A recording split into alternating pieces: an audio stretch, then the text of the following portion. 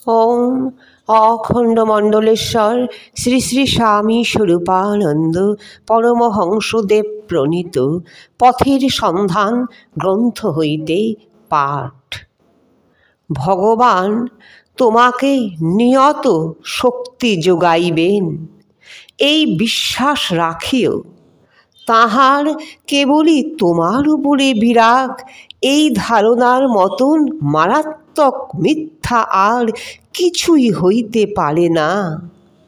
তুমি যেমন যেমন নিজেকে উদ্যমশীল করিবে, তেমন তেমন তিনি তোমাকে শক্তি সামর্থ্য সরবরাহ করিয়া যাইতে থাকিবেন। ঘরে বসিয়া কেবল অলস কল্পনা করিলেই তিনি শক্তির ভাণ্ডার খুলিয়া দেন না।